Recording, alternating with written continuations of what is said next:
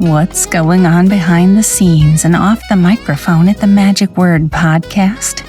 Hear what listeners and guests are saying that isn't on the podcast this week on The Magic Whisper.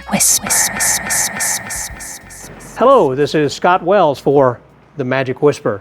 I suppose you're wondering where we are right now. Well, actually, this is a little bit different kind of a scenario and background of where we are. I've still got my beard, and the reason is, even though I'm finished with the Santa Claus season then right now, I'm someplace where it's rather cold. In fact, we probably had about 4 or 5 inches of snow here today. I'm in South Lake Tahoe, California, and the weather is absolutely stellar. I mean, it's right at freezing, and so it's wonderful. And so, unfortunately, there was no skiing today because of the gondolas, the high wind and everything. But that being aside, there are so many other things to do in Lake Tahoe, and when you come to Lake Tahoe, you should make it on your bucket list if you haven't gotten here yet. And one of the things you need to see, do, and hear is to see my friend who is Mr. Tahoe, and I've had him on my podcast several times in the past, done at least 2 episodes, which is one more than most people, because he has such a fascinating background of so many different things that he's accomplished, and currently has been here for about 4 years, I believe, then at the Harvey's Hotel here in South Lake Tahoe, and most recently he had qualified to be on FISM to perform, and he's going to be talking maybe a little bit about that as well. There are so many things that this guy has done, and during COVID he was doing some stuff that's cold shock. You got to go back and watch that video. It was just amazing. So please welcome my friend then right now, Mr. Alex Ramon. Hey there, Alex. Hello. So good to see you. I was so glad to have you back here. I mean, the last podcast we did was sitting right in this booth. I believe we were. And I'm always happy whenever you text me and say, "Hey, I'm in Tahoe," and I always, let's do it. I love you, man. I appreciate that. And I also like that you're representing MJ. Oh, yeah, exactly. I wear my own gear. You know what I mean? I sell these shirts after my show, but I also wear them. This is actually the original concept drawing, the sketch. It's a Jim Steinmeier sketch of the dog park illusion, which we won Fool Us with. We also won FISM North American Stage Magic. We won first place in that in Dallas this last summer. And that means we're qualified to go compete with the dog park illusion next summer in Italy at FISM World Championships. Right. Now, this, I guess, originally was kind of based a little bit like on the Joshua J. Balance idea. That's exactly right, yeah. Right. So for people who may not know what you're talking about. Yeah, so Josh, maybe 5 years ago or so. It was pre-COVID, certainly. Yeah, definitely. Maybe 2019, maybe 2018. 18, yes. Yeah, 2018, 2019, Josh released this close-up illusion. It really is a close-up illusion. And where he has a water bottle and a toothbrush and a pencil and a deck of cards and, crayons and all these things. And he balances this into this amazing, impossible structure. And I loved the illusion. Sort of. And I told Josh, I go, I almost think it's perfect. And there was one problem that I saw with this piece of magic that Josh created. The premise was great, the plot, the look, everything was great. The problem that I had, of course, was you had to build it and leave it. And even Josh and his shows, he would build, and then walk away from it. Yeah, he'd walk away. And even when he did it on his virtual shows, because I watched Josh's virtual show, he would cut to a camera. He would be like in his living room, and he'd build the structure and goes, there it is. And then would cut to another one. He's back at the card table. And it just always felt like it was missing something. So originally, and I don't know if I've told you this. So I loved that idea, and I just thought, well, what would it look like if we turned that into a full stage illusion? I do mostly stage magic, more so than close-up magic. And I thought, well, so I drew this thing for me. And I had a carry-on suitcase and a ladder. And basically, it was what objects could I find that was on a cruise ship? Yeah. Or a theater, theater or a cruise ship that I could just go, let's use this. And use that. Let's use a very organic. Very organic. Here's a push broom. Here's a ladder. Here's this thing. And then I kind of, as I drew this out. Which was kind of like the idea originally, because this was something that was supposedly designed by a guy who was a prisoner. He only had access to a certain amount of things. Right. And so he certainly had a water bottle.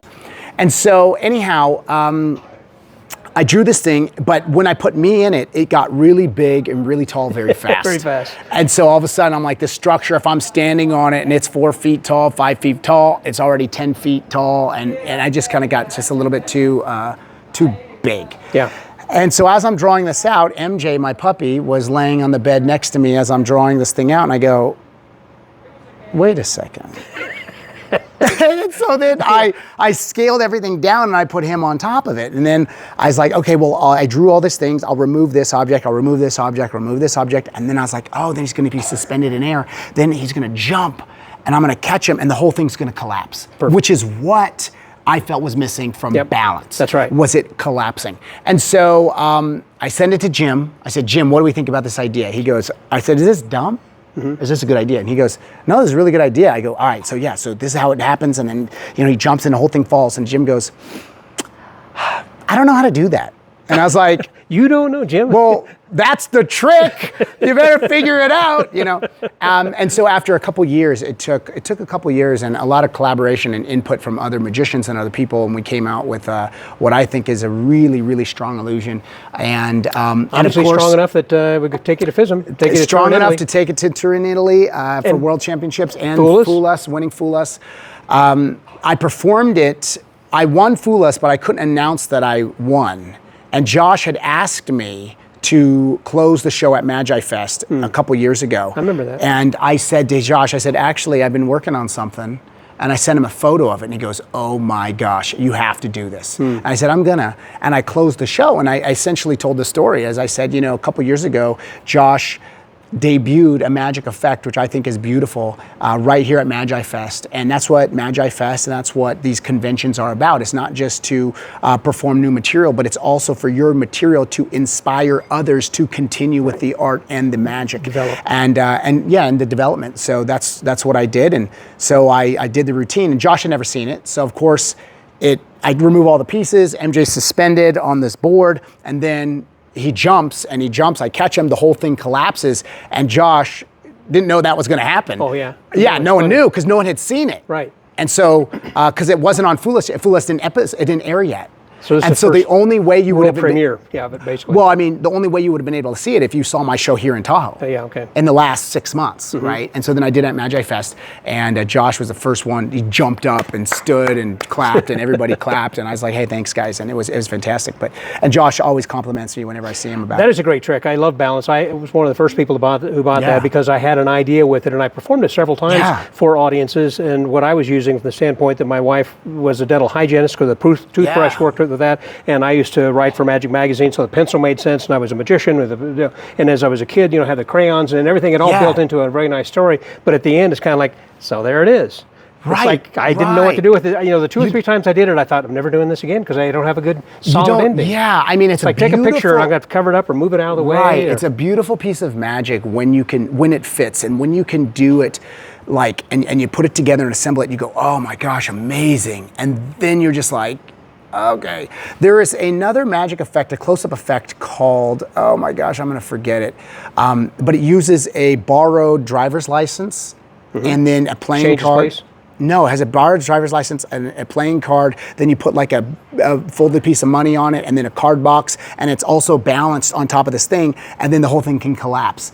Oh my gosh, I can't remember. That you're holding it, or is it constructed on a table? Okay. No, you're holding it. So you borrow a driver's license, and then you have a playing card, and then you put I don't know the name of it. I have seen that. Yeah. I have it. I do it a lot. I love it. It's good strolling kind of a thing too. I do it strolling all the time, and I actually have the added advantage to make it relevant because I said, hey, I won Fool Us because it's a very popular show. People know what it is. I did this thing, but this was the original idea, and this started as a hobby, and then it turned. And so that premise and that line gets into that. It fits great. And so I mean, I really love those illusions. Josh, obviously, he's a great friend. He's fantastic, amazing magician and creator. And that concept of his allowed me to create, I think, one of the best illusions that I've ever done and been a part of. So you're still doing it in the show, and you're kind of prepping it and getting ready, I'm assuming. Yep. Refining and honing, for getting ready for touring. Yeah, exactly. Yeah.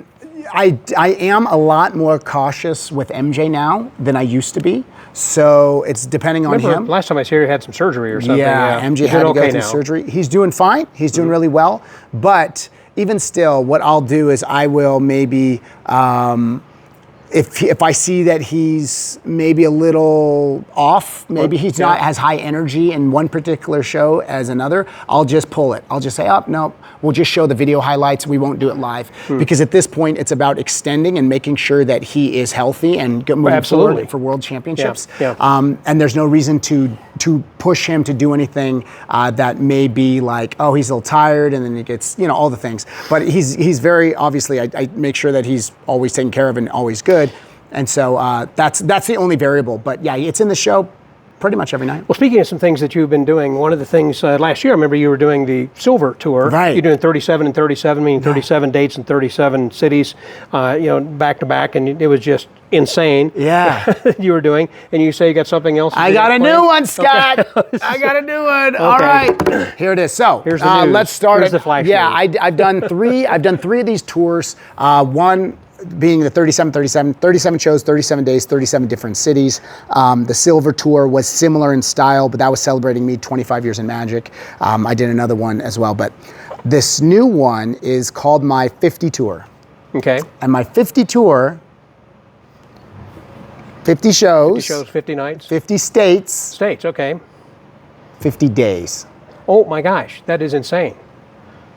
So that's going on from March 1st, 2025. Yep. So in less than 2 months through April 19th, 2025. Have you got some of these already booked, I'm sure, in advance currently? Some of them. With some of the same cities you've already been in the past? Yes, some of them are scheduled, but not all of them. In fact, we're going to announce it this weekend. It'll go out to my email list of about, I think about like 15,000, my text blast of about 6,000, and then of course put it on my social media. So those who might be interested in wanting to have you come through their state, what is the website, or how do they get in touch go with to you? website alexramonmagic.com. There will be a link directly on the homepage, alexramonmagic.com. The link will literally be live tomorrow morning, which is Saturday, and it will have all the information how to host me at your house on my 50 tour. But we're hitting every single state. Let me tell you what he just said. You might have overlooked that when he said at your house. That doesn't mean he's looking for a theater like this that we've got right now. How many is this? About 100 or 200? No, this is like 240. 240 seat theater, but he could do it like in your garage or in your driveway. Yeah. I mean, when you did it before, and I saw you were like at Chili's, I think, in the banquet room or something. Well, part of it is I've had a residency here in Tahoe for years and years, and I do other tours and large shows and everything. Sure. And I had people always wanted to like book me, and they're like, "Hey, can we hire you?" And it's like, well, you have to essentially get me off the mountain, which is going to be kind of tough. But these tours became kind of a fun, what I call house tours, and it allows everybody, and it's open for the whole market. There is no cost. If you host me, there is no cost, and I will show up at your house or whatever it is and do a show for you and your friends and your family. And I've been doing this for years. It began as a way to practice my close-up magic. Originally, I would go, I call them pop-up shows at that time. I'd go into somebody's home. I say there's a maximum of 10 people. You couldn't have more than 10 people. You have to donate to this charity. Right. And once you donate to the charity, I'll show up at your house with 10 people and I'll do close-up magic for you guys. And that's how I started. And then as the demand grew, I kind of had to figure out how to do this. And so now it just is the house tours. We invite as many people as you want. Sometimes there's 25 people in someone's living room. Sometimes there's 300, 400 people in a community center. And it's a blast. And so the tour is funded completely by love and support from people who want to watch the show and enjoy it. But there is no cost to get me out there, and it's been a blast. And I've done this for years. Like in the case when he was in Houston, it was like the Rotary Club, so a fraternal organization or something. Well, I know there are a lot of things in the future. We're going to start to wrap this up, but one of the things too, I just talked with Gabe Blackstone, another kind of a little bit of a news that you may not know about then quite yet, that she's looking at doing something that's a little bit different direction from Masters of Illusion, of doing close-up and personal, which will include not just close-up, but the kind of stuff that Alex does. And your name was brought up. We talked about you then a little bit then too, because not only is he an illusionist, of course, but he is a good stand-up guy and has great personality and comedy, as you know. And so I think you're going to be seeing him perhaps on that up close and personal tour, perhaps, or on television or something sometime soon. I should talk with you about this. Well, I'm not supposed to say. Okay. Well, you know what I'm talking about. I didn't know that you were supposed to say. So there you go. Maybe I'm not, but you didn't tell me not to say anything. So we'll keep it between us.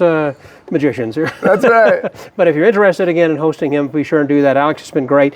Before we go, by the way, that this week on the episode of the Magic Word Podcast, I believe it's 877. I'm going to be featuring Ed Ellis, who is a close-up magician. Speaking of close-up and personal, and he's going to be touring around. In fact, he's going to be starting at the Magic Castle, I believe, in the close-up gallery for like his 25th year. Wow. That is going to be in late January. So be sure and catch him. But right now, we're just going to play a short audio clip from that upcoming audio podcast that you'll hear this coming Thursday. Wait, hold on. I have to say congratulations because I've not seen you since you received your award from the Academy of Magical Arts. Thank you. Congratulations, well deserved. I'm happy that I was a small part of a small part of what you have created and what you've done for the magic world over the past. What decades? How many 12 years? years. 12 years. The past 12 years. So Scott, it's awesome. Congratulations, and I'm glad that you're. Well, you give me goosebumps. I appreciate that. It's because of people like you who were giving the way that you have been on the podcast. To take your time to chat, and the good feedback that I continue to get from people like that. And I was glad that I was able to bring my family with me to LA to help share in that as well. It was a very special evening. So thank you very much. Now, on to that audio clip. There it is. You know what the problem is? The problem is, and it persists 95% of the time or more, is, now this is in general, people's perception of magic. Okay. I think that when you're talking to a person to do a home party, or it's a business person, you say, do you have a Christmas thing? Oh yeah, we do a Christmas party over at the whatever. And you do magic? Yeah.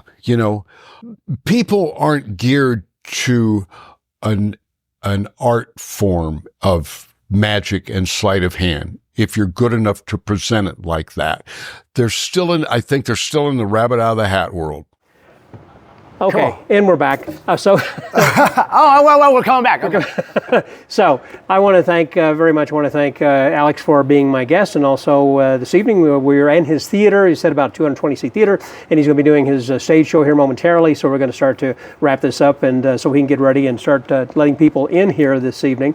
And if you haven't had an opportunity to go back to listen to the episodes that we've done, they are outstanding. He is, as you can tell, a ball of energy and got so much to share and ideas and things. One of the more interesting ones I really thought was the cold shock thing he did. And I think if you get an opportunity to go and watch that video then as well, where he talks about training as a Navy SEAL. And anyhow, it's a phenomenal story of what he did. And he's still alive here then today with many things that he's done. And so, again, go check him out, alexramon.com. alexramonmagic.com. And all the information's there, and we're getting ready to open doors right now, so we will see you in Tahoe. Yes, and if you want to get some tickets when you're going to be coming, you want to go to alexramonmagic.com. That's right there. So this way you can buy your tickets then for Harvey's and come on in and see the show. And also, if you have any kind of news that you would like to report, be sure to send it to me. That's Scott at themagicwordpodcast.com, and we'll talk about what news bits you have then to give us. So until next week, please, we look forward to seeing you on the next Magic Whisper.